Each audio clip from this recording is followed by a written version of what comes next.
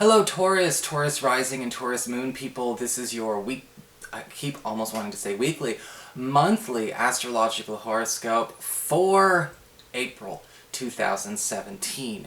And again, this happens, to be one of those months. This is the month in a lot of ways because we see sort of the middle of the year shaped by April. And this is usually a traditional thing, so I don't want anyone to think like this is all brand new, but we have a lot of retrogrades starting this month.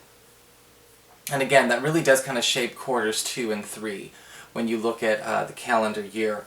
And so let's just get started. Let's just kind of go through. I'm going to do things not necessarily a whole lot differently. I'm going to try and keep some cohesion, but there's a certain way to deal with this, and there's a certain way to look at it. So let's look at it. And if you ever want me to look at your stuff, you can always go to my website, integrativemysticism.com, or follow the links below. So what is going on with your astrology this month anyway? Well, for the beginning of the month, Venus is still retrograde, all the way up until the 15th, and Venus will have slid back into your 11th house of friendships and social networking. Remember, Venus retrograde can be very insecure. It can be a planet that talks about, we need to be careful about insecurities, we need to worry about trust issues, we need to deal with, all of those kinds of, nitty-gritty, sort of drama-starting issues that can be Venus retrograde. And a lot of it will be going on in your 11th house of friendships. And there may be some stuff that comes up between platonic friends in the beginning of this month regarding trust. And we want to make sure that we're not taking sides, but we are working to aim towards the peace and towards solutions. This could be issues coming up where maybe a friend, you might need to kind of say something that might be unpopular about what he or she is doing. You might have to stop them from doing something that is, the wrong thing, something that might be hurting themselves or another person, even though they may be acting out of pain. Venus retrograde can also indicate some confusing energies for those of you who are single around some kind of romantic chemistry or sexual chemistry with a friend that I will honestly say feels like two ships passing in the night, if it comes up at all. So be very careful this month not to overstate the significance of what that tension might be. Not during Venus retrograde. Nuh-uh.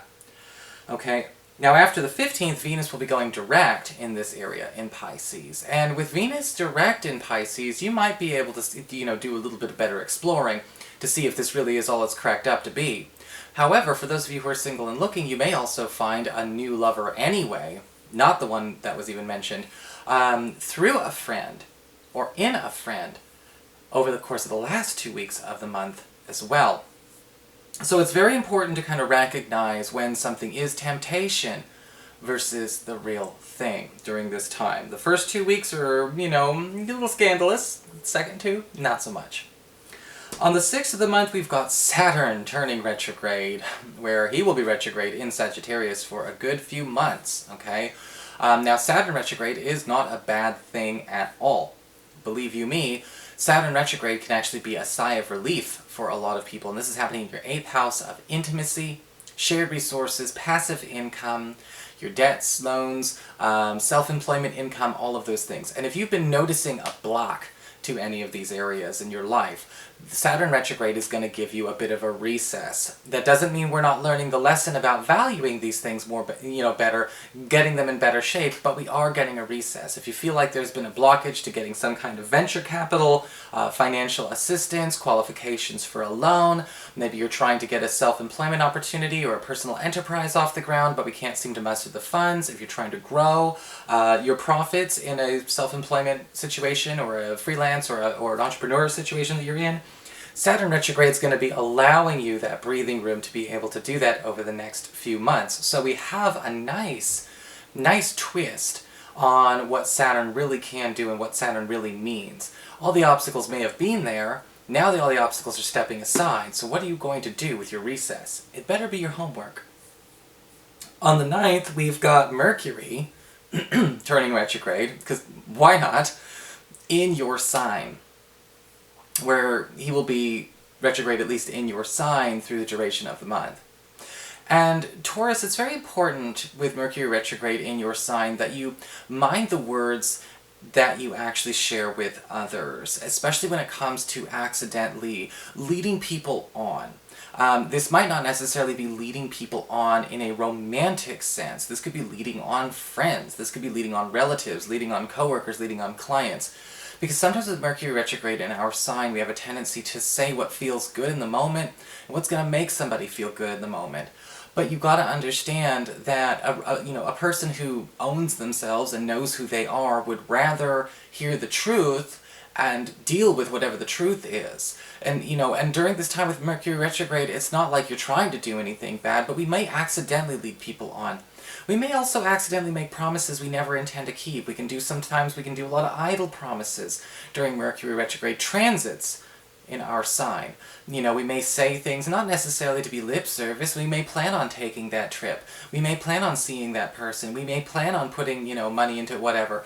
But during this time, you're going to be accidentally making a lot of commitments you don't mean to make. And Mars in this sign is, in your sign up until at least the 21st of the month, is going to make you tempted so much to keep putting your money where your mouth is. Don't sign yourself up for too much. Give yourself some freedom. Don't overcommit. On the 11th of the month, we've got a full moon occurring in Libra. In your 6th house of work, reputation, your physical health. And this is a wonderful full moon for those of you who are trying to make some kind of shift in the workload that you have, the work schedule that you have, or maybe even those of you who are thinking about leaving your job for a better opportunity. And a lot of this is going to be coming up. A lot of you Taurus people are going to be finding opportunities for yourself to kind of go where you belong in your profession, in your work, over the 2 weeks spanning the 11th and the 25th of April. The full moon in the 6th house is also a time for a clean slate. When we talk about a clean slate, changing our reputation, changing what we are known for. If there's publicity we don't want to have, if there's maybe a reputation that we have for being somebody we're not anymore, we want people to look at us in a different light, in a different way. This is the month where we're going to be able to start changing those minds, changing it so people can actually see us as we are and not necessarily what they might be projecting or who we used to be. And this can be beneficial at home, this can be beneficial in your social life, and of course in your professional life as well. So we're giving you guys a clean slate. Everyone gets one once a year to get started with. On the 15th, we've got Venus going direct in your 11th house of friendships and social networking. And like I said before, because we already covered it, just a kind of a quick reminder, that's when it goes direct. I hate Venus retrograde. I know it's your ruler, I'm sorry, but I hate Venus retrograde. I'd rather have 3 Mercury retrogrades in a row. With Venus going direct in your 11th house of friendships and social networking, again, now it's time to be, exploring more closeness with people that we could be actually having either a romantic or even a BFF rapport with. And a lot of you may be finding out that friends are starting to bring you more romantic opportunities, or the company of friends may be enhancing a romantic situation that you are already in, making our relationship more extroverted, putting ourselves out there some more, sharing our partner, letting our relationship share its time in the company of others, because it does take a village to keep a relationship going. I think I talked about that with a client the other day. It takes a village to raise a child. Well, also relationships need their support too. So you're going to be getting a lot of that with your sweetheart. On the 19th of the month, we've got the Sun moving into your sign. And this is brilliant for a lot of you Taurus people out there who are looking to try and, again, gain yourself more attention that you want and get away from the attention that you don't necessarily want. A lot of you are going to be finding new social groups, new social ties during this time. The Sun in your sign is also talking about a lot of physical health recovery. Those of you who may have been dealing with any kind of chronic health issues, chronic health problems. Some of you may be even finding yourself in a situation to, maybe even start healing bonds with people that you normally are very, very close to, because the Sun is talking about healing, it's talking about clearing and cleansing all that negative energy away, any kind of negative energy that may be between you and another or a group of others. We're going to be patching things up starting this month and even going into, the 3rd week of May.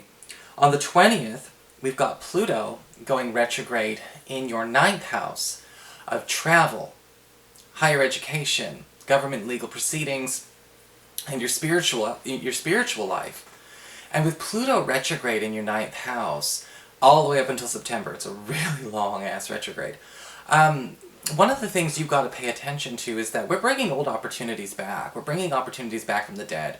Whether they're travel opportunities, maybe some of you wanted to travel, work abroad, study abroad. Some of you may have, had that, were all ready to go at some point in time, way back when.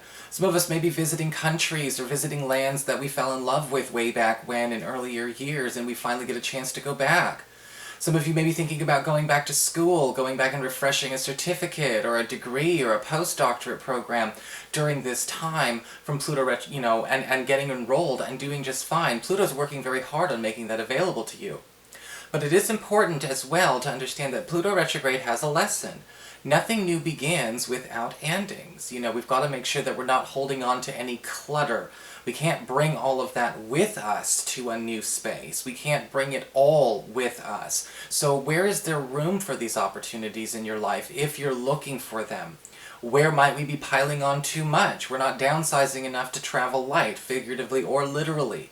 And so over the course of, April through September, whether you're traveling, whether you're going to school, whether you're working on your spiritual practice, whether you're, working on a legal situation, make sure that we actually have enough room for the outcome that we want to have. On the 21st, we've got Mars, planet of action and energy, moving into your earned income sector, the second house, where he will be pretty much all the way through the end of May. And with Mars in your earned income sector, a lot of you Taurus people are going to be getting a powerful boost to your earning power. You're going to be seeing that a lot of overtime opportunities are there. Some of you may be pulling late nights, working, extra days a week, able to catch up, or maybe just get ahead financially. Mars likes to make us work. But being the planet of labor and rewards through labor as well as action and energy, there will be a lot in your pocket by the end of it all. Finally, on the 28th, we've got Venus, planet of love and romance, moving into Aries, back into Aries, into your 12th house of your past. And we're talking about patching things up and healing things from our past, but also having the potential to meet somebody with a very, very special romantic connection that we may kind of keep discreet for a little while. Hopefully it's nothing too scandalous. You Tauruses play safe out there. But this may actually be something to keep a little stimulation in your life as well. So we shall see how it goes for all of you. But all in all, it's not a bad April. So I hope you enjoyed this video, guys. If you did, please like, share, and subscribe. I appreciate it. And of course, if you'd like to get a session, you can always follow the links below, or go to integrativemysticism.com.